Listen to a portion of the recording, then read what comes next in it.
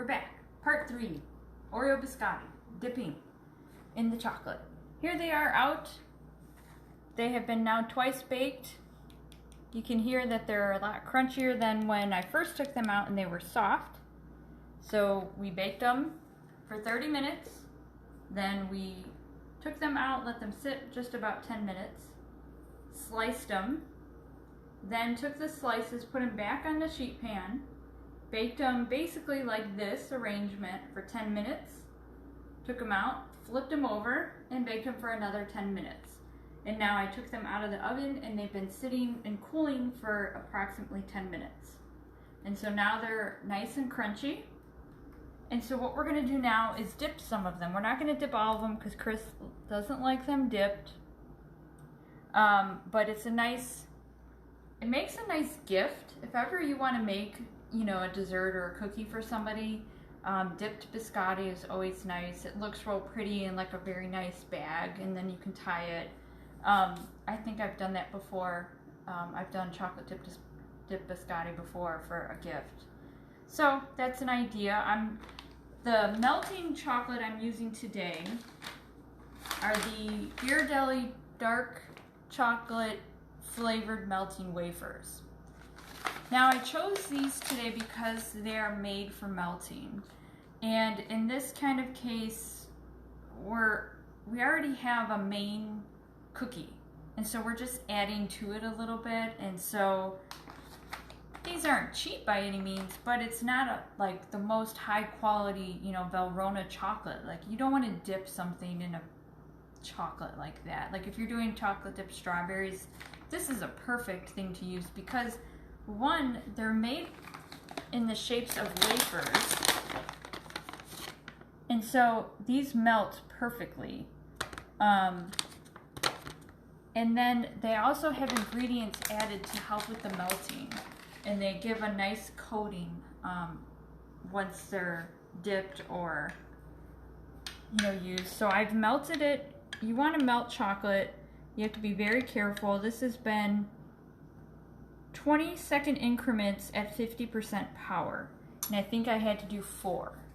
And I just poured a bunch of chocolate in here. I used this kind of dish because these are elongated, and it's a perfect kind of vessel to hold the chocolate that I have to dip the cookies in. You were saying it's very important about the chocolate. Can you scorch it in the microwave or burn it? Yes, thank you for bringing that up. If you just were to put a thing of chocolate into a microwave and let's say walk away after you put it on a minute, you'll come back to burn chocolate. Chocolate burns very fast. You have to watch it and be careful with it. Never put it on at 100% power if you're melting it in the microwave. Sometimes like I'll take a brownie or a cookie to heat it up. Really only do about 10 to 15 seconds because anything longer than that, you're going to start to burn your chocolate. So if you're melting chocolate, you can use regular Nestle Toll House chocolate chips to melt and use for something like this. You just want to make sure that you're doing it in like 20 to 25 second increments at 50% power if you have a strong microwave. And just keep an eye on it. You're going to stir after each time that you take it out of the microwave, and just keep an eye on it because you may think, oh, well, maybe I need another 20 seconds. Just be cautious. Burnt chocolate also smells terribly, so you don't want to have that happen. Do you prefer the microwave over the stove if you're going to do it on the stove? If I'm doing melting, yeah, it's easier. It's less, kind of less of a hassle. If I'm melting for a recipe, however, a lot of times I will do the double boiler on the stove. Something simple like this where I'm just dipping for cookies and it's just, you know, just chocolate wafers, yeah, microwave is fine. Kind of just depends on the situation. So we're going to start to get these dipped, and we're just taking one, and now we're not dipping all the way, you know, you're just kind of giving, see how thick I'm going? I'm hardly going very thick at all. And you kind of shake the excess off a little bit. And then we're going to turn them over and flip like that. We'll do a couple more.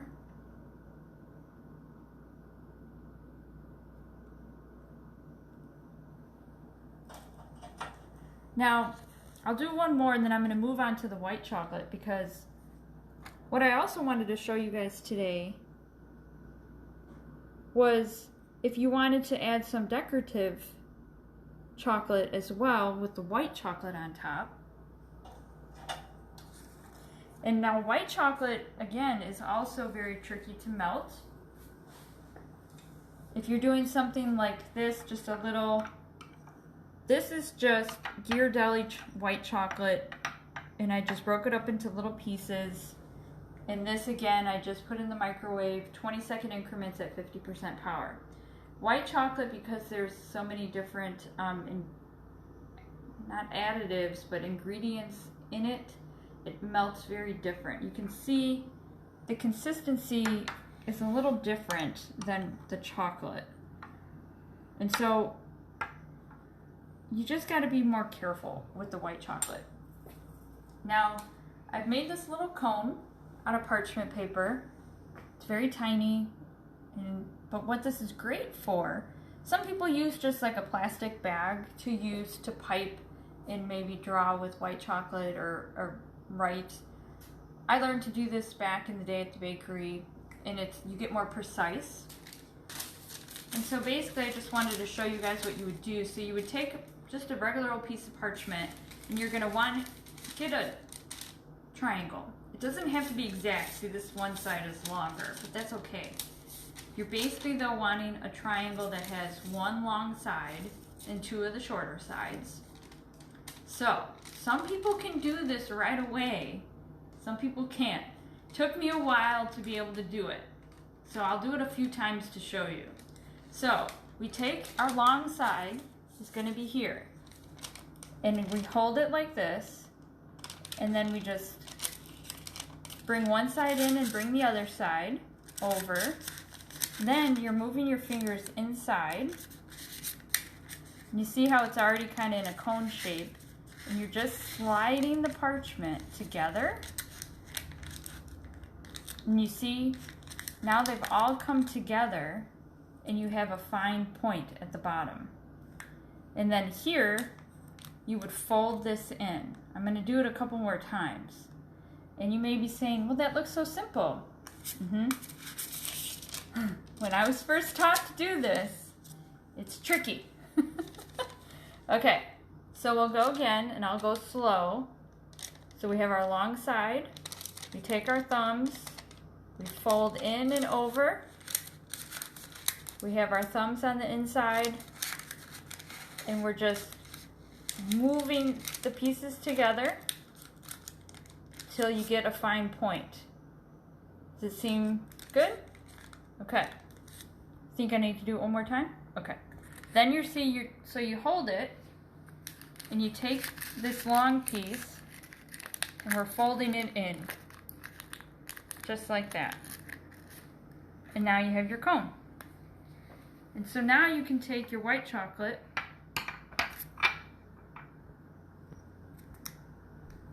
and we're going to put some in there.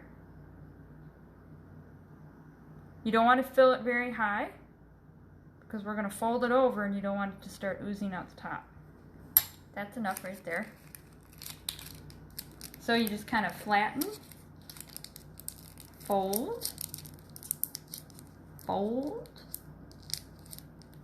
until you're just closing the top. And we can see there's a little bit coming out. And then we're going to take our scissors. I don't have my reading glasses on, so I can't see very well. But I'm just going to cut the tip off. And we see it's already starting to come out. And so that's how you're going to be able to get. And whenever I'm doing any kind of piping, I'm always kind of holding my bag. And see how easy this is? People are always so concerned and think, oh my God, it's too hard, I can't do it. And that's it. And look how pretty that looks now. So what I'm gonna do on the next one, I think I have enough, and I dropped one, but you know what? I'll do drops on here to show you what you can do. I can't see very well.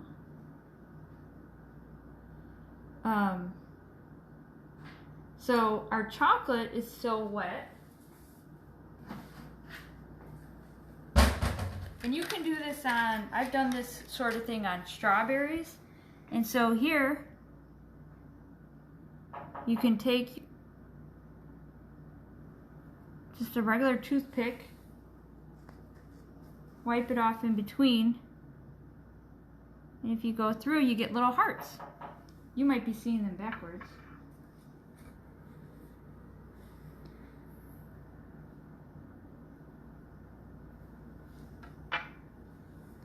But do you see how easy it is? And they don't have to be perfect, because you're doing it by hand. But now look how pretty that looks. And let's say on our last one, we'll try to, I'm just gonna go across straight. And again, you can see how I have my finger as my little, what do I say, Chris? It's like keeping me steady. I don't know the word. I don't know the word. Balancing your wrist. Yeah. Keeping you steady. You were right the first time. Tracy said this is a satisfying video. Well, this might be even better. So now we just have our straight lines. And what we're going to do is we're going to go down this way. You go one. And you're wiping the toothpick. I'm wiping the toothpick off after every time. So you came down this way. Now you're going to go this way. We're going to come back this way. And you can go down. I'm actually hitting the cookie because it's not very thick chocolate on there. Now if you're doing this on a cake or something, you might not go down as deep.